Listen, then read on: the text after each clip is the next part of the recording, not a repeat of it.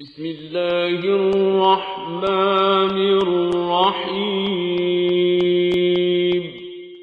وَلَقَدْ يَسَّرْنَا الْقُرْآنَ لِلذِّكْرِ. السلام علیکم ورحمۃ اللہ. الحمدللہ وکفیٰ وسلام علی عبادہ الذین اصطفیٰ. اما بعد فاعوذ باللہ من الشیطان الرجیم. بسم اللہ الرحمن الرحیم. وَهُوَ الَّذِي كَفَّ أَيْدِيَكُمْ عَنْكُمْ وَأَيْدِيَكُمْ عَنْهُمْ بِبَطْنِ مَكَّةَ مِنْ بَعْدِ أَنْ أَظْفَرَكُمْ عَلَيْهِمْ وَكَانَ اللَّهُ بِمَا تَعْمَلُونَ بَصِيرًا. سورہ فتح کی آیت 24. وہی ہے جس نے مکے کی وادی میں ان کے ہاتھ تم سے اور تمہارے ہاتھ ان سے روک دیے، حالانکہ وہ ان پر تمہیں غلبہ عطا کر چکا تھا، اور جو کچھ تم کر رہے تھے اللہ اسے دیکھ رہا تھا. پچھلی آیت میں بھی یہ بات اللہ تعالیٰ نے ہمیں بتائی، پچھلی دفعہ سامنے رہی کہ جنگ اس لیے نہیں روکی گئی کہ خطرہ یہ تھا کہ اہل ایمان جو ہیں اس موقع پر کمزور ہیں، طاقت کی کم ہے، افراد کم ہیں، تیاری نہیں ہے. تو اللہ تعالیٰ یہ بات وہاں پر ارشاد فرماتے ہیں کہ اس وجہ سے جنگ نہیں روکی گئی. جنگ کے رکنے کی وجہ دوسری ہے جو آج مزید ہمارے سامنے آ رہی ہے. تو یہاں یہ بات بتا دی گئی کہ اگر وہ تمہارے مقابلے پر آتے تو پیٹ پھیر جاتے، یعنی پہلے یہ بات بتائی گئی تھی. تو یہاں پر بھی اللہ تعالیٰ بتا رہے ہیں کہ اللہ کا منصوبہ یہ نہیں تھا کہ اس موقع پر جنگ ہو. یعنی یہ سارا جو کچھ کام چل رہا ہے، سارا نظام ہے، یہ اللہ تعالیٰ کے اپنے اوپر اپنی اس کے جو کچھ کا منصوبہ اس کے مطابق انجام پا رہا ہے. اور نبی اکرم صلی اللہ علیہ وسلم کی یہ تحریک اللہ تعالیٰ کی رہنمائی میں چل رہی ہے، اور یہ سب انتظام سب یعنی اس کی مشیت کے مطابق معاملات ہو رہے ہیں. بظاہر ایسا لگتا ہے کہ جیسے دشمن جو ہے، کافر جو ہیں، انہوں نے کوئی آگے بڑھ گئے یا کوئی انہوں نے کامیابی حاصل کی ہے، لیکن آگے چل کر پتہ چلتا ہے کہ یہ تو ان کے حق میں نہیں بلکہ ان کے خلاف چلا گیا معاملہ. جیسے صلح حدیبیہ کے معاملہ کہ یہ ان کے خلاف کیا، ان کے حق میں نہیں گیا، یا اس موقع پر یہ عمرہ نہ کرنا، عمرہ نہ کرنے دینا اور صلح پر آمادہ ہو جانا، یہ معاملہ جو ہے اللہ تعالیٰ کی جانب سے. تو یہاں بھی یہ بات بتائی کہ اللہ کا چونکہ منصوبہ یہ تھا، اس لیے اس نے اللہ تعالیٰ نے ان کے ہاتھ تم سے اور تمہارے ہاتھ ان سے روک دینے. جنگ نہیں ہوئی. بالکل اس کے برخلاف بات آئی ہے سامنے سورہ انفال کے اندر، جہاں اللہ بدر کے بارے میں بات کہتے ہیں کہ اللہ کا فیصلہ تھا کہ جنگ ہونی چاہیے، تو اللہ نے وہاں ایسے اسباب پیدا کیے کہ جنگ ہو کے رہے. یعنی وہاں پر اللہ تعالیٰ کا منصوبہ اس وقت مشیت یہ تھی. تو اللہ نے اس موقع پر کہا کہ اللہ نے انہیں تمہیں کم دکھایا اور تمہیں ان کو کم دکھایا. یعنی دونوں طرف جو ہے یہ ایسا حالات پیدا نہیں ہونے دیے کہ کوئی آدمی پیچھے ہٹ جائے، بلکہ کہ تصادم ہونا ہے، آج جنگ ہونی ہے تو جنگ ہو کر رہی. تو وہاں یہ بات تھی. تو سب اللہ کی مشیت ہے، اس کے تحت کام ہوتے ہیں. اہل ایمان کا کام یہ ہے کہ جو حکم سامنے آ جائے اس پر آگے بڑھے، اور جو اس کی طرف سے پھر اقدامات ہو رہے ہوں پھر ان پر جو ہے حوصلہ اس کے ساتھ عمل پیرا ہو جائے. اور یہاں چونکہ اللہ کے رسول کی رہنمائی براہ راست موجود ہے، یہاں پر تو اعتماد ہی اعتماد ہے، مسئلہ ہی کوئی نہیں ہے. بعد کے اعتبار میں بھی قرآن و سنت سے رہنمائی لیتے ہوئے اقدامات کیے جائیں گے، فیصلے کیے جائیں گے. دشمن کی قوت اور طاقت کا پر جو ہے سارا معاملہ نہیں ہوگا، بلکہ یہ ہوگا کہ اس موقع پر احکامات کیا ہیں، یعنی کیا اللہ کی طرف سے کہیں اس کی منشا اور مرضی ہمیں کیا معلوم ہوتی ہے، کیا سمجھتے ہیں قرآن و سنت کی رہنمائی میں. تو غرض یہ کہ یہاں پر یہ بات بتا دی کہ یہ جو انہیں تمہیں روک دیا گیا تھا تو اللہ کا منصوبہ تھا. ورنہ معاملہ یہ ہے فرمایا اللہ نے حالانکہ ان اظفرکم علیہم، اللہ جو ہے ان پر تمہیں غلبہ عطا کر چکا تھا. یعنی یہ اللہ کی بات ہے. اللہ تعالیٰ کہتے ہیں کہ ہاں ایسے حالات تھے جیسے پیچھے والی آیت میں کہا کہ اگر آتے لڑتے تو پھر جاتے، منہ پھر جاتے، لیکن اللہ تعالیٰ کو جو مقصود تھا وہ کام آگے بڑھا. تو کہا اللہ تمہارے سارے معاملات دیکھ رہا تھا جو تم کر رہے تھے. هم الذين كفروا وصدوكم عن المسجد الحرام والهدي معكوفا ان يبلغ محله ولولا رجال مؤمنون ونساء مؤمنات لم تعلموهم ان تطؤوهم فتصيبكم منهم معرة بغير علم ليدخل الله في رحمته من يشاء لو تزيلوا لعذبنا الذين كفروا منهم عذابا أليما. وہی لوگ تو ہیں جنہوں نے کفر کیا اور تم کو مسجد حرام سے روکا اور ہدی کے اونٹوں کو ان کی قربانی کی جگہ نہ پہنچنے دیا. اگر مکے میں ایسے مومن مرد و عورت موجود نہ ہوتے جنہیں تم نہیں جانتے، اور یہ خطرہ نہ ہوتا کہ نادانستگی میں تم انہیں پامال کر دو گے اور اس سے تم پر حرف آئے گا، تو جنگ نہ روکی جاتی. روکی وہ اس لیے گئی تاکہ اللہ اپنی رحمت میں جس کو چاہے داخل کر لے۔ وہ مومن الگ ہو گئے ہوتے تو اہل مکہ میں سے جو کافر تھے ان کو ہم ضرور سخت سزا دیتے۔ تو اس مقام پر اللہ تعالیٰ نے ان کا جرم بھی بتایا کہ ان کا جرم اپنی جگہ، یعنی ان کے جرم کا بدلہ تو یہی ملنا چاہیے تھا کہ انہیں سزا دی جاتی۔ اس موقع پر اللہ تعالیٰ یہ بات بتا رہے ہیں کہ انہوں نے یہ کام کیا کہ یہاں پر جو ہے تمہیں عمرہ کرنے سے تو مسجد حرام سے بھی روکا، حدیٰ کے جانور کو قربانی کی جگہ پر نہیں جانے دیا، تو اس کے موقع پر سزا تو ان کی یہ ہونی چاہیے تھی کہ تمہارے ہاتھوں سے انہیں سزا دلوائی جاتی۔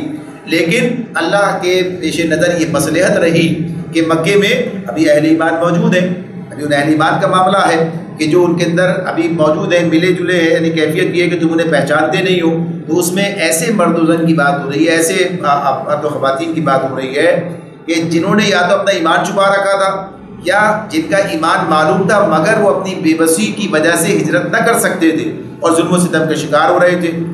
اور اس بات کا امکان تھا کہ مسلمان جب مکے میں اس طرح لڑتے ہوئے داخل ہوں تو نادانستگی میں وہ بھی مسلمانوں کے وہ مسلمان بھی مسلمانوں کے ہاتھوں مارے جاتے، جس سے مسلمانوں کو اپنی جگہ بھی رنج و افسوس ہوتا اور مشرکین عرب کو بھی یہ کہنے کا موقع مل جاتا کہ یہ لوگ لڑائی میں اپنے دینی بھائیوں کو بھی مارنے سے نہیں چوکتے۔ یہ جو کہا نا کہ ان پر حرف آتا،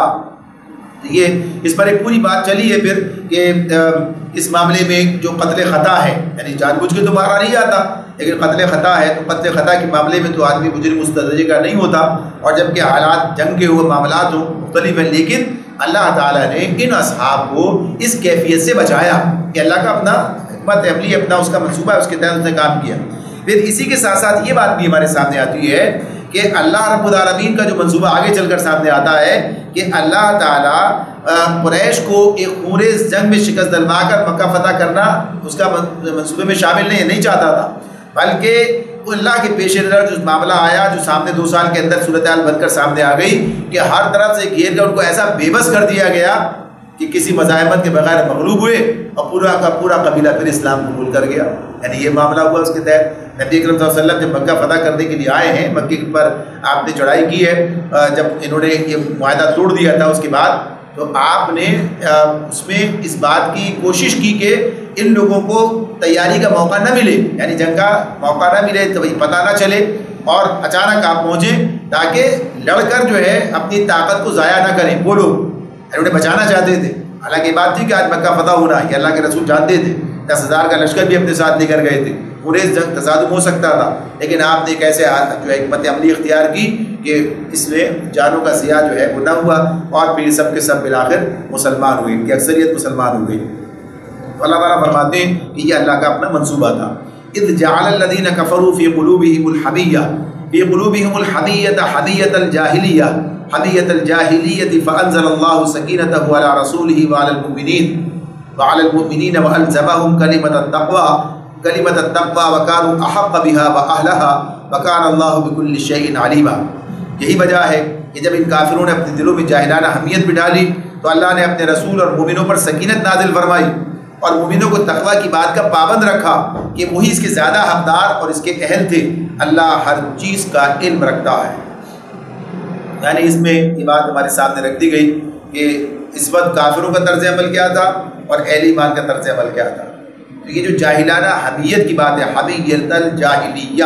اس کی بات جو اللہ نے کی ہے کہ یہ حمیت جاہلیہ کیا، حمیت یعنی اپنے انا کے لیے، اپنی ناک کے لیے، اپنی عزت کے لیے، بھائی ہمارا تو اس میں ہماری عزت خراب ہو جائے گی اگر ایسا ہوا، یعنی جیسی بات تھی نا اگر پلٹ گئے تو ہمارا، یعنی یہ بات بھی تو ادھر بھی تو ہو سکتی تھی کہ یہ کہا جائے کہ بھائی پلٹے تو اس کا مطلب یہ ہے کہ آپ نے جو ہے اپنا بات بنوا ہی نہیں سکے، آپ پیچھے ہٹ گئے، یعنی آپ کی ناک جو ہے نیچی ہو گئی، آپ کا معاملہ جو ہے اس اعتبار سے ہو گیا تو یہ آپ کی بات نیچی ہو گئی، ناک کٹ گئی۔ تو یہ مشرکین سمجھ رہے تھے کہ اگر ایسا ہوا تو ایسا ہو جائے گا۔ یہ حمیت جاہلیہ ان کے اندر تھی کہ انہوں نے دینی شاعر کو پامال کیا اور اپنی ناک کو آگے رکھا، اپنی حمیت جاہلیہ کو جو ہے اس پر آگے بڑھے، جبکہ مسلمانوں کا معاملہ کیا تھا، حالانکہ ان کے ساتھ زیادتی ہو رہی تھی، حالانکہ ان کے ساتھ ظلم کیا گیا، یہ حق پر تھے، انہیں اگر یہ آگے بڑھتے تو یہ صحیح یعنی انہیں غلط نہیں کہا جا سکتا تھا، لیکن جب دینی تقاضا سامنے آ گیا اور دینی تقاضا اس بنیاد پر کہ اللہ کے رسول نے جو فیصلہ کر لیا یہ سب پابند ہو گئے اس فیصلے کے، انہوں نے جو ہے اس معاملے میں کوئی ہیزیٹیشن یعنی کوئی اس پر جو ہے کوئی ایسا رد عمل ظاہر نہیں کیا کہ نہیں صاحب ہم کیسے چلے جائیں، ہم تو نہیں جائیں گے، ہم تو حق پر ہیں۔ حالانکہ یہ بات زبانوں پر آئی یعنی بات کہی گئی، بات آئی سامنے کہ یہ کہا گیا کہ کیا آپ اللہ کے رسول نہیں ہیں، کیا ہم حق پر نہیں ہیں، کیا یہ مشرک نہیں ہے، کیا یہ باطل پر نہیں ہے، پھر ہم کیسے پیچھے ہٹ جائیں؟ لیکن آپ بتائیں گے کیا یہ سب باتیں اپنی جگہ درست ہیں، لیکن فیصلہ اس وقت یہی ہے کہ یہ صلح کی جائے اور ہم واپس پلٹ جائیں۔ تو اسی کو اللہ تعالیٰ نے کیا کہا، فَأَنزَلَ اللَّهُ سَكِينَتَهُ عَلَىٰ رَسُولِهِ وَعَلَى الْمُؤْمِنِينَ کہ اللہ نے اپنے اس کے مقابلے، سمیت جاہلیت کے مقابلے میں اللہ نے اپنے رسول و مومنوں پر سکینت نازل فرمائی، اور پھر وَأَلْزَمَهُمْ كَلِمَةَ التَّقْوَىٰ اور مومنوں کو تقوی کی بات کا پابند رکھا، تقوی کی بات کا پابند رکھا۔ تو یہ بات کہ اس اعتبار سے اللہ تعالیٰ نے یہاں جو سکینت کی بات کی، سکینت کا لفظ پہلے بھی گزرا، اس پر بھی بات ہوئی تھی، اب یہاں بھی پھر اس کا معاملہ، اب یہاں پر اس سے مزید کیا چیز آ جاتی ہے کہ صبر کے ساتھ، وقار کے ساتھ انہوں نے اس موقع کو جو ہے اس سے گزرے، اور اشتعال کے باوجود یعنی اس پر رد عمل پیدا ہو رہا ہے لیکن اسے قابو میں رکھا ہے۔ غصہ آ جانا کوئی بات نہیں ہے، غصے کو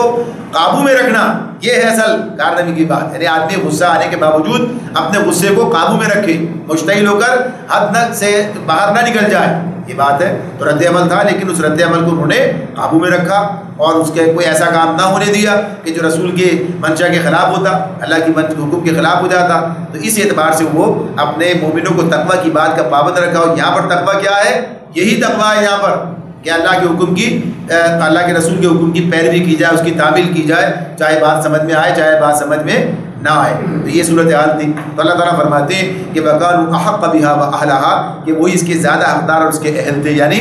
وہ جس درجے کے لوگ تھے تو ان کا معاملہ ایسا ہی ہونا چاہیے۔ اللہ نے انہیں اسی پر جو ہے توفیق دی، اسی پر آگے بڑھایا، اور اسی پر جو ہے وہ اس کے پابند رہے، اور اللہ ہر چیز کا علم رکھتا ہے، یعنی اسے معلوم ہے کہ کیا ہونا چاہیے۔ پھر آگے فرمایا لقد صدق الله رسوله الرؤيا بالحق لتدخلن المسجد الحرام ان شاء الله آمنين محلقين ان شاء الله آمنين محلقين رؤوسكم ومقصرين لا تخافون فعلم ما لم تعلموا فجعل من دون ذلك فتحا قريبا۔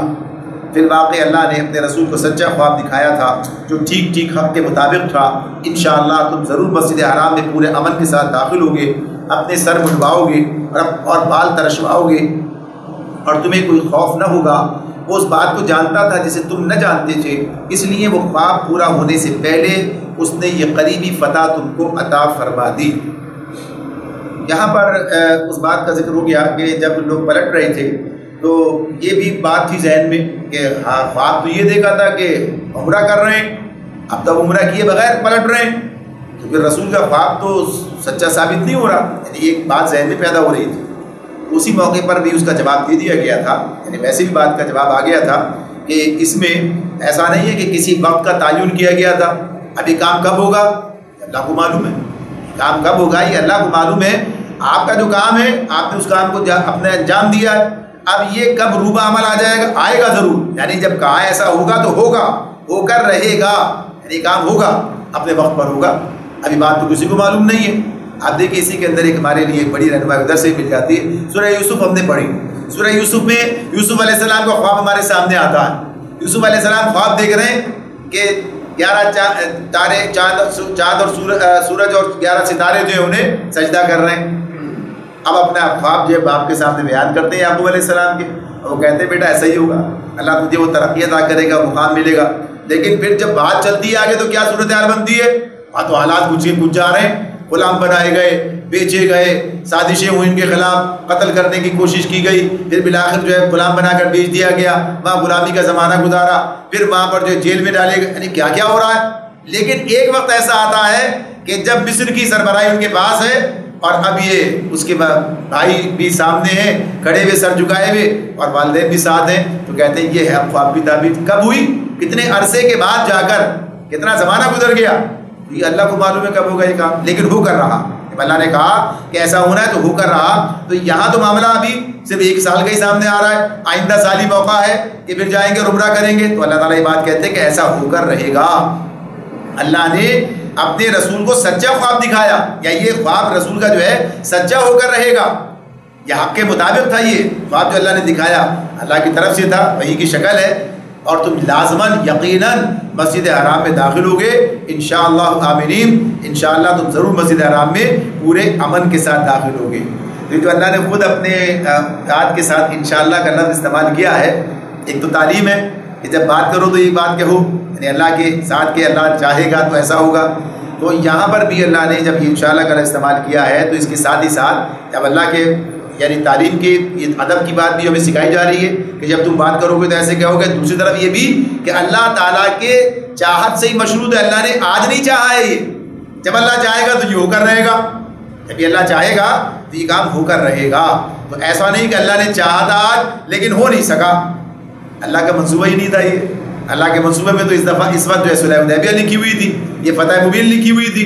اور اس کے لیے اگلا وقت مقرر تھا جب پورے امن کے ساتھ، پورے جو ہے سکون کے ساتھ یہ کام تم عزت کے ساتھ انجام دو گے. یہ کام ہوا اپنے وقت پر. تو غرض یہ کہ اللہ تعالیٰ کہتے ہیں کہ یقیناً ایسا ہو کر رہے گا. تم مسجد حرام میں پورے امن کے ساتھ داخل ہوگے، اپنے سر منڈواؤ گے اور بال ترشواؤ گے. تو یہ جو کام ہے تو اس میں یہ وعدہ یعنی اگلے سال ہی جیسے صلح طے بھی ہو گیا تھا، اگلے سال ذی قعدہ 7 ہجری میں پورا ہوا، اور پھر یہ عمرۃ القضاء کہلایا، یعنی وہ عمرہ جو کہ قضا کیا گیا. اسی اعتبار سے احرام باندھ کر آئے تھے، احرام کھولنے پڑے تھے عمرہ کیے بغیر. تو بہرحال پھر یہ اللہ تعالیٰ نے موقع عطا فرما دیا اور یہ عمرہ کیا. اور جب آپ یہ عمرہ کرنے کے لیے آئے تو 3 دن کے لیے مکے والے جو ہیں مشرکین مکہ چھوڑ کر باہر نکل گئے، پہاڑوں کی طرف چلے گئے تاکہ مکے میں مسلمان آزادی کے ساتھ جو ہے اپنا کام کر سکیں اور کسی تصادم کی کوئی کیفیت جو پیدا نہ ہونے پائے. تو ہر جگہ پورے امن کے ساتھ یہ معاملہ ہوا. تو یہ جو کہا کہ قصر کرو گے یعنی بال جو ہے ترشواؤ گے یا حلق کرو گے، بال منڈواؤ گے، دونوں چیزیں اس کے اندر داخل ہیں. یعنی جب یہ حج کے یا عمرے کے احکامات ہیں کہ احرام کھولنے کے لیے ان دونوں چیزوں کو اللہ تعالیٰ نے بتا دیا. اب یہ فقہاء اس پر بات کہتے ہیں کہ ہاں یہ جو ہے چونکہ حلق کا ذکر پہلے آیا تو یہ افضل ہو گیا بنسبت بال ترشوانے کے قصر کے، لیکن دونوں چیزیں نبی اکرم صلی اللہ علیہ وسلم کے عمل سے ہمارے سامنے آتی ہیں. اس عمرے میں آپ نے قصر کیا یعنی بال ترشوائے، اور حجۃ الوداع جو آخری آپ کا جو حج ہے اگلا جس میں آپ نے حج کیا ہے وہ اس میں آپ نے حلق کرایا. تو اس طرح سے نبی اکرم صلی اللہ علیہ وسلم سے دونوں عمل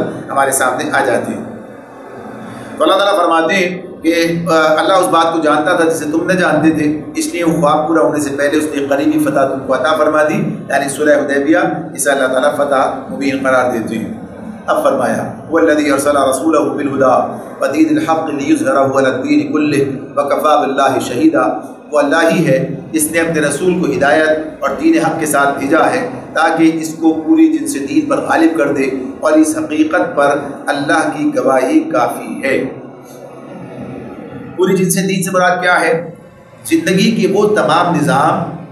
جو دین کی نوعیت رکھتے ہیں، یعنی زندگی کے معاملے میں اس اعتبار سے کہ انسان کی عقیدے سے لے کر اور عمل تک اور پورے معاملات زندگی اس کے بارے میں جو ہدایات دیتے ہیں. تو اس اعتبار سے بتایا جا رہا ہے چاہے وہ دین نہ کہلاتے ہوں، اپنے آپ کو دین کے سلسلے نہ پیش کرتے ہوں، مختلف جو نظام دنیا کے اندر رائج ہیں، لیکن اصلاً وہ عربی کے اعتبار سے دین ہی کہلائیں گے کہ جو ایک نظام انسانیت کے لیے انسان کے لیے رکھتے ہیں اور کہتے ہیں کہ انسان کو اس پر عمل پیرا ہونا چاہیے. تو یہاں بتا دیا کہ اللہ نے اس اعتبار سے دین عطا کیا، اس کا نام اسلام ہے. ان الدین عند اللہ الاسلام، اللہ کے نزدیک جو دین ہے جو اللہ کے پاس قابل و قبول ہے اور مقبول ہے جو اللہ نے نازل کیا وہ کیا ہے؟ وہ اسلام ہے. وہ اس میں پوری زندگی اس پر گزارنی ہے. تو اس اعتبار سے اس کی تفصیل تشریح آ چکی ہے کہ دین کا معنی کیا ہے اور دین کتنی وسعت رکھتا ہے. یہ تو اللہ تعالیٰ نے دین اسلام نبی اکرم صلی اللہ علیہ وسلم کو عطا فرمایا، اور اس حوالے سے کہ اس دین کو غالب کرنا ہے، اس دین کو تمام ادیان پر غالب کرنا ہے. دنیا کے اندر اللہ کا دین غالب ہوگا، اللہ کا نظام چلے گا، اور تمام نظام جو اس کے تابع ہوں گے اور اس حد کے اندر رہیں گے جس حد کی گنجائش اسلام کے اندر موجود ہوگی. یعنی پرسنل لا جسے کہا جاتا ہے کہ اپنی ذاتی زندگی میں ایک فرد جو ہے جس طریقے پر عمل کرنا چاہے ذاتی زندگی کے حوالے سے اس کو اس کی اجازت دی جائے گی، لیکن اجتماعی نظام کے اعتبار سے دنیا کا اجتماعی جو نظام ہے، دنیا کے نظام پر انہیں فوقیت حاصل نہیں ہوئی. ان کا نظام ہو اور اسلام اس کے اندر اس کے تحت ہو کر رہے. تو اسلام کو تحت ہو کر نہیں رہنا بلکہ اسلام کو غالب ہو کر رہنا ہے، اور دوسرے نظام اس کے تحت ہو کر جو ہے وہ رہ سکتے نہیں. اس اعتبار سے بات جو ہے یہاں پر بتا دی. اب یہاں اس کا دوسرا پہلو اس حوالے سے بات کرنی اس وقت ورنہ یہ آیت سورہ توبہ کے اندر بھی آ چکی ہے، یہ آیت آگے سورہ صف کے اندر بھی ہمارے سامنے آنے والی ہے، وہاں پر بھی اس پر بات ہو سکے گی. تو یہاں اس حوالے سے ہے کہ سامنے یہ بات رہے. بعض لوگ جو ہے چیزوں کو اس سے تناظر میں دیکھ رہے ہوتے ہیں، جو چیزیں ان کے نزدیک محترم ہیں اور اور جن چیزوں پر ان کے یعنی رغبت ہے، شوق ہے، اس حوالے سے جیسے آج بھی لوگ حج کو، عمرے کو ایک یعنی محبوب رکھتے ہیں، شوق ہے، چاہتے ہیں یہ کام ہونا چاہیے۔ اب یہاں یہ بتایا جا رہا ہے کہ یہ سارا نظام عبادت جو اللہ نے نماز، روزہ، زکوٰۃ، حج، یہ عمرہ سب چیزیں جو رکھی ہیں یہ خاص مقصد کے لیے رکھی ہیں اور اس مقصد کو آدمی کو پیش نظر رکھنا۔ تو یہاں بتایا یہ جا رہا ہے کہ صرف یہ مطلوب نہیں ہے کہ آپ جو ہے صاحب یہ جو ہے عمرہ کر لیں تو بڑا کام ہو جائے گا، یعنی یہ اصل کام تھا۔ یہ اصل کام جو رسول کے حوالے کیا گیا ہے، جو ذمہ داری اس کو دی گئی ہے، وہ تو دین کے غلبے کی ذمہ داری ہے۔ لہٰذا اس پہلو سے اس کو پیش نظر رکھتے ہوئے اس وقت جو حکمت عملی اختیار کی گئی ہے تو یہ غلبہ دین کے لیے اس کا ایک مقام ہے، غلبہ دین کے لیے اس کی حیثیت ہے۔ تو غلبہ دین کے حوالے سے اللہ تعالیٰ نے اس مرحلے پر یہ بات چاہیے کہ ایسا ہونا چاہیے، ورنہ تو ظاہر سی بات یہ کام بھی ہو سکتا تھا، عمرہ کرا لیا جاتا، ختم ہو جاتی بات۔ لیکن یہ تو غلبہ دین کا معاملہ ہے تو اس لیے صلح حدیبیہ غلبہ دین کے حوالے سے ایک بڑا بلند مقام رکھتی ہے۔ یعنی گویا کہیے کہ تحریک جو ہے، تحریک اسلامی جس پر جو کام جاری تھا وہ صدیوں کا سفر طے کر گئی اس صلح حدیبیہ کے نتیجے میں، صدیوں کا سفر طے کر کے وہ آگے بڑھ گئی اور ایک ایسے مرحلے کے اندر داخل ہو گئی کہ اس مرحلے کے اندر اب اس کے لیے صرف آگے جو ہے سرخروئی ہے اور آگے اس کا غلبہ ہے اور آگے اس کے لیے کامیابی۔ تو صلح حدیبیہ ایک ٹرننگ پوائنٹ ہے، یعنی اسے کہا جاتا ہے اس اعتبار سے کہ اسے فتح مبین کہا گیا۔ اس کے بعد حالات تبدیل ہو گئے، کیفیات بدل گئی۔ اللہ نے سورہ حدید میں کہا فتح سے پہلے اور فتح کے بعد خرچ و جہاد کے مرتبے الگ کر دیے، اسی اعتبار سے بات ہے۔ تو یہ فتح مبین یہ جو ہے تو اس تناظر میں جب دیکھیں گے تو اس کی اہمیت سامنے آئے گی۔ کیا بات ہے یہ؟ تو صرف یہ بات مطلوب نہیں تھی کہ بچہ ٹھیک ہے یہ کمل یہ محبوب ہے کرا دیا جائے، اللہ کرا دیتا ہے، اس کے لیے کوئی دشواری نہیں ہے۔ لیکن چونکہ ایک مقصد عظیم سامنے ہے تو اس مقصد عظیم کو سامنے رکھو۔ تو اللہ تعالیٰ یہ بھی کہتے ہیں وَكَفَى بِاللَّهِ شَهِيدًا، اللہ اس پر گواہی دینے کے لیے کافی ہے۔ آج بھی کچھ لوگ یہ کہتے ہیں، خاص طور مستشرقین کا معاملہ کیا ہے، وہ کہتے ہیں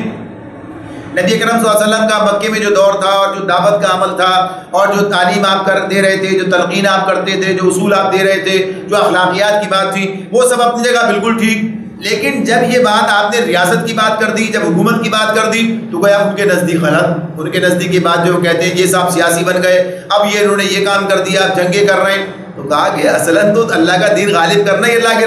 رسول کے حوالے اللہ نے کام کیا تھا، اور کوئی مانے نہ مانے اللہ اس کے لیے گواہی دینے کے لیے کافی۔ وَكَفَى بِاللَّهِ شَهِيدًا، اللہ گواہی دینے کے لیے کافی۔ آج بھی اگر کوئی سے دین کے غلبے کو دین کا مطمع نظر قرار نہ دے، سیاسی حاکمیت، دین کی سیاسی حاکمیت قائم ہو جانا، اللہ کی حاکمیت کا قائم ہو جانا، دین کا سیاسی بنیادوں پر قائم ہو جانا، سیاسی حاکمیت کو اگر کوئی دین سے الگ سمجھے تو سمجھتا رہے اللہ کے رسول کے حوالے اللہ نے یہ کیا، اور اللہ تعالیٰ کہتے ہیں کہ اللہ گواہی دینے کے لیے کافی، ہمارے لیے کافی۔ ہم بات سمجھتے ہیں کہ یہ کام ہے جو اللہ کے رسول نے کیا اور ہمیں بھی کرنا ہے۔ تو یہ جو دین سیاسی حاکمیت کا معاملہ ہے تو اس کو اللہ تعالیٰ اس آیت کے اندر ہمارے سامنے رکھتے ہیں، اور پھر اسی میں وہ بات بھی آ جاتی ہے وَكَفَى بِاللَّهِ شَهِيدًا کے اندر۔ ایک بات تو یہ جو بات عرض کی میں نے آپ سے کہ دین کی یہ جو حاکمیت کی بات ہے اور سیاسی حاکمیت کا معاملہ اسی اعتبار سے بات ہو رہی ہے، اور اس پہلو سے بھی کہ اس موقع پر جب یہ معاہدہ لکھا جا رہا تھا تو اس معاہدے کے اندر علی رضی اللہ تعالیٰ اس کو لکھ رہے تھے تو انہوں نے لکھا کہ یہ محمد رسول اللہ صلی اللہ علیہ وسلم اور مشرکین مکہ کے درمیان جو ہے یہ ان کے درمیان قریش مکہ کے درمیان معاہدہ ہے۔ تو اس موقع پر سہیل بن عمرو جو مشرکین مکہ کی طرف سے آئے تھے، قریش مکہ کی طرف سے، انہیں اعتراض کیا تو انہیں اللہ کا رسول مانتے ہی نہیں ہے، مانتے تو یہ جھگڑا ہی کیوں ہوتا، لہٰذا اسے بٹھاؤ۔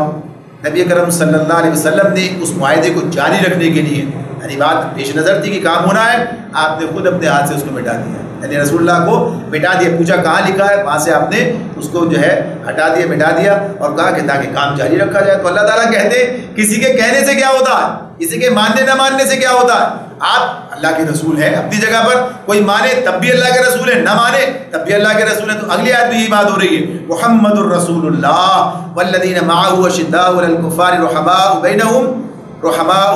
تراہم رکعا سجدا یبتغون فضلا من اللہ ورضوانا سیماہم فی وجوہہم من اثر السجود ذلك مثلهم في التوراة ومثلهم في الانجيل كزرع اخرج شطأه فآزره فاستغلظ فاستوى على سوقه يعجب الزراع ليغيظ بهم الكفار وعد الله الذين آمنوا وعملوا الصالحات منهم مغفرة واجرا عظيما۔ طویل آیت ہے یہ، آخری آیت جو ہمارے سامنے آ رہی ہے۔ تو پہلی بات تو اس کے اندر یہ کہہ دی گئی کہ محمد صلی اللہ علیہ وسلم اللہ کے رسول ہیں، یعنی ایک بات طے شدہ ہے۔ کوئی مانے نہ مانے تو کفا باللہ شہیدہ کی بات ادھر بھی آ جاتی ہے، ادھر پیچھے کے ساتھ بھی، اور جو بات پہلے ہوئی اور اس کے ساتھ بھی آ گئی. اور پھر اس کے بعد اللہ تعالیٰ اب ان لوگوں کی تعریف بیان کر رہے ہیں، ان لوگوں کا وہ مرتبہ بیان کر رہے ہیں، ان کے وہ کام کی بات بتا رہے ہیں کہ اصل کام یہ هو الذی ارسل رسولہ کے ساتھ ملا کر اتنا بڑا کام ان کے حوالے، یہ اتنا بڑا کام کرنے کے لیے اٹھے، اور یہ تو سراپا عبد ہیں، یعنی ہر وقت بندگی کے لیے تیار ہیں، مکمل طور پر یہ اللہ کے بندے ہیں. لہٰذا ہر عمل کے اندر تم انہیں دیکھ سکتے ہو. صرف عمرہ کیا چیز ہوتی ہے، حج کی بات کیا ہے، یہ تو مکمل طور پر. تو اللہ تعالیٰ کہتے ہیں کہ ان کی جو کیفیت بتائی والذین معه اشداء علی الکفار رحماء بینہم، کہ یہ جو پہلے اس کا ترجمہ پورا پڑھ لیں، نہیں پڑھا تھا. محمد اللہ کے رسول ہیں اور جو لوگ ان کے ساتھ ہیں وہ کفار پر سخت اور آپس میں رحیم ہیں. تم جب انہیں دیکھو گے تو انہیں رکوع و سجود اور اللہ کے فضل اور اس کی خوشنودی کی طلب میں مشغول پاؤ گے. سجود کے اثرات ان کے چہروں پر موجود ہیں جن سے وہ الگ پہچانے جاتے ہیں. یہ ہے ان کی صرف تورات میں اور انجیل میں ان کی مثال یوں دی گئی ہے کہ گویا ایک کھیتی ہے جس نے پہلے کوپل نکالی، پھر اس کو تقویت دی، پھر وہ گدرائی، پھر اپنے تنے پر کھڑی ہو گئی. کاشت کرنے والوں کو وہ خوش کرتی ہے تاکہ کفار ان کے پھلنے پھولنے پر جلیں. اس گروہ کے لوگ جو ایمان لائے ہیں اور جنہوں نے نیک عمل کیے ہیں، اللہ نے ان سے مغفرت اور بڑے اجر کا وعدہ فرمایا ہے. یہ اللہ تعالیٰ اس آیت میں ہمارے ساتھ بات رکھتے ہیں. تو یہاں پر ان اہل ایمان کی کیفیت بیان کی ہے. ایسے تو تفصیلی موضوع ہے، اس پر ہم پہلے بھی بات کر چکے ہیں کہ یہ جو بات ہے کہ کفار پر شدید ہونا، سخت ہونا اور آپس میں رحیم ہونا، تو یہ سختی اور یہ جو نرمی کا معاملہ یہ کیا ہے؟ تو یہ سختی کی بات اس اعتبار سے ہے کہ دین کے غلبے کے لیے، دین کے مصالح کے لیے ان کا معاملہ کیا ہے؟ انہیں دبایا نہیں جا سکتا، انہیں جھکایا نہیں جا سکتا، انہیں موڑا نہیں جا سکتا، انہیں برگلایا نہیں جا سکتا، انہیں اپنے مقصد کے لیے استعمال نہیں کیا جا سکتا. یعنی اس معاملے میں کیا ہے؟ یہ سخت ہے، یعنی اس معاملے میں اپنے موقف پر مضبوطی کے ساتھ قائم ہیں، اپنے موقف پر اپنی مضبوطی کے ساتھ قائم ہیں. نہ کہ یہ بات کہ یہ تدخو ہیں، یہ درست رو ہیں، یہ گفتگو کرنے میں جو ہے ان کے ساتھ بدتمیزی کرتے ہیں، یہ سب بات نہیں ہے. سختی سے مراد یہ نہیں ہے، بلکہ مطلب سختی کا یہ ہے ایمان کے اندر پختہ ہیں، اصولوں کے اندر مضبوط ہیں، سیرت کے اندر مضبوط ہیں، ایمانی فراست ان کی ایسی ہے کہ کوئی انہیں دھوکہ نہیں دے سکتا ہے، کوئی اپنے مقصد کے لیے انہیں استعمال نہیں کر سکتا ہے. یعنی سب چیزیں نہ خوف سے انہیں دبایا جا سکتا ہے، نہ لالچ سے انہیں خریدا جا سکتا ہے. یہ ہے شدت کی بات. یہ اور پھر اس حوالے سے بھی کہ جب دین کا تقاضا آ جائے سامنے تو ہر رشتہ ختم ہو جاتا ہے. پھر جو کفار ہیں، چاہے وہ اپنے بھائی ہوں، اپنے بند ہوں، یا چاہے اپنے عزیز ہوں، اقارب ہوں، سب کا معاملہ یکساں ہو جاتا ہے. جیسے اللہ تعالیٰ ہمارے سامنے بیان بھی کر دیتے ہیں، کہا یا ایھا الذین آمنوا لا تتخذوا آباءکم واخوانکم اولیاء ان استحبوا الکفر علی الایمان. اے لوگوں جو ایمان لائے ہو، اپنے باپوں اور بھائیوں کو بھی اپنا رفیق نہ بناؤ اگر وہ ایمان پر کفر کو ترجیح دیں. ظاہر سی بات ہے کہ یہ تو انتہائی قریب لوگوں کی بات ہو رہی ہے، تو جو ہے دور گئے ہوں گے تب بھی یہ بات رہے گی. تو کفر اور ایمان کا رشتہ ایک الگ رشتہ، یعنی جو اصل چیز ان کے سامنے کیا ہے کہ ایمان اور کفر جب آمنے سامنے آ جائیں تو پھر یہ ایمان کا ساتھ دیتے ہیں، کفر کے مقابلے پر کھڑے ہو جاتے ہیں. اور اس کی بات ہمارے سامنے آتی ہے. غزوہ بدر دیکھ لیجیے آپ کے سامنے، غزوہ بدر میں کیا صورتحال ہے کہ جو لوگ کفر کے ساتھ آئے، چاہے وہ اپنے بھائی بند ہوں، چاہے چچا بھتیجے ہوں، چاہے کوئی باپ اور بیٹے ہوں، یعنی پھر بھی آمنے سامنے کھڑے. اس معاملے میں کوئی رعایت نہیں ہے، کوئی بات نہیں ہے. اور ادھر جو ہے ادھر معاملات دوسرے. ایمان کے معاملے میں ہر قربانی دیں گے، ہر ایثار کریں گے، ہر چیز جو ہے چھوڑ دیں گے، لیکن اس معاملے میں جو ہے اس کام کے لیے تیار نہیں ہوں گے، اس میں کافروں کے مقابلے میں. تو اس اعتبار سے یہ بات یہاں پر ہے کہ یہ چیز جو ہے کہ مصالح، یعنی دین کے مصالح، دین کے تقاضے اور دین جو کبھی آمنے سامنے یہ بات آ جائے کہ مفاد یعنی اسلام کے مفاد کے لیے اور باقی لوگوں کے یعنی جو مفاد ٹکرائیں، تو اس موقع پر یہ اسلام کے مفاد کو قربان نہیں ہونے دیں گے، بلکہ اس رشتہ داری کو قربان کر دیں گے، اس تعلق کو قربان کر دیں گے. اور سب لوگ دیکھیں گے کہ اس معاملے میں کتنے مضبوط ہیں، کتنے اس معاملے میں سخت ہیں، انہیں جھکایا دبایا نہیں جا سکتا. یہ بات ہے جو اس کے اندر ہے. ورنہ جہاں تک ایثار کی بات ہے، قربانی کی بات ہے، انسانیت کی بات ہے، ہمدردی کی بات ہے، خیر خواہی کی بات ہے، لوگوں کے کام آنے کی بات ہے، تو کیا کافر کیا مسلم سب کے ساتھ ہے اس اعتبار سے. لیکن اہل ایمان کے ساتھ معاملہ اس اعتبار سے الگ ہو جاتا ہے کہ اہل ایمان آپس میں اس طرح یعنی جو سیسے پلائی دیوار بنتی ہے محبت اور تعلق، جیسے کہ وہاں پر بات سامنے آتی ہے نبی اکرم صلی اللہ علیہ وسلم نے مدینے میں جو مواخات قائم کی ہے، بات سامنے آتی ہے وہاں پر بھائی بھائی بنا دیا، ایک دوسرے کا بھائی بنایا، یہ اس طرح سے کیا۔ تو یہ جب ایک مقصد کے لیے جدوجہد کر رہے ہیں تو اپنے مقصد کی لگن جو ہے وہ انہیں سب کچھ کرنے پر آمادہ کرتی ہے۔ یعنی ہم ایک مقصد کے لوگ ہیں، ظاہر ہے ایثار، قربانی، محبت اس کے ساتھ ہے، سب کچھ دینے کے لیے تیار ہے، سب کرنے کے لیے تیار ہیں، مقصد کی لگن جو ہے وہ سامنے، مقصد کی بنیاد پر سب تھے اور یہ مقصد کی خاطر جو ہے انتہائی نرم ہے، ساری قربانیاں دینے کے لیے آمادہ ہے، اپنی بات بھی چھوڑ دیتے ہیں، اپنی حق کو بھی چھوڑ دیتے ہیں۔ تو یہ نرمی اور یہ کیفیت اس اعتبار سے، اخلاقیات کا معاملہ اس اعتبار سے نہیں آ رہا ہے بلکہ بد اخلاق ہیں، ان کے ساتھ خوش اخلاق ہیں، ان کے ساتھ بد اخلاق ہیں۔ جو اچھے اخلاق والا اخلاق حسنہ ہے تو اخلاق حسنہ نہیں ہے، وہ کبھی بھی بد اخلاقی میں تبدیل نہیں ہوتے۔ تو اس اعتبار سے سخت اور نرم کی بات ہے۔ فرض یہ کہ یہ ایک ایسا موضوع ہے جسے اس مقام پر بھی اور آگے بھی ہم نے دیکھا ہے، تو اللہ تعالیٰ فرماتے ہیں مزید کیا ہے کہ پھر ان کے عام حالات دیکھو، تم جب ان دیکھو گے انہیں رکوع و سجود اور اللہ کے فضل اور اس کی خوشنودی کی طلب میں مشغول پاؤ گے۔ یعنی ان کا مطمع نظر کیا ہے، یہ کیسے دیندار لوگ ہیں، یہ کیسے اللہ کے گرویدہ ہیں، یعنی کس طرح ان کا طرز عمل کیا ہے، ان کی اخلاقیات، ان کی زندگی کو دیکھو، انتہائی نیک نفس لوگ ہیں، اللہ کی رضا کی طلب میں یعنی عبادت کے اندر مشغول ہیں، رکوع و سجود کے اندر لگے ہوئے ہیں، اللہ کے فضل اور اس کی خوشنودی کی طلب میں، یعنی جو اللہ کے فضل اور خوشنودی کو حاصل کرنے کے اعمال ہیں اس میں خدمت بھی ہے، اس کے اندر ہر چیز ہے، اس کے اندر لگے ہوئے، اس کام میں لگے۔ ان کا مطمع نظر اللہ کو راضی کرنا ہے، اللہ کو راضی کرنا، یہ ان کا مطمع نظر ہے۔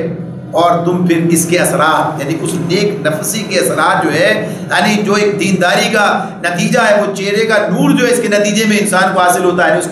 اس کی جو پرہیزگاری ہے، اس کا تقویٰ اس کے چہروں سے جو نظر نمایاں ہو جاتا ہے، یعنی انسان کو اللہ تعالیٰ یہ عطا فرماتا ہے کہ دیکھ کے پہچانا جاتا ہے، انسان کے چہرے کو دیکھ کر آپ پہچانتے ہیں، چہرہ کیا ہے، کھلی کتاب ہے، چہرے کو کہتے ہیں نا کھلی کتاب ہے، تو اسی اعتبار سے آدمی دیکھ سکتا ہے کہ یہ کسی متکبر آدمی کا معاملہ ہے یا کسی جو ہے یہ منکسر المزاج کی بات ہے، یہ یعنی اسی اعتبار سے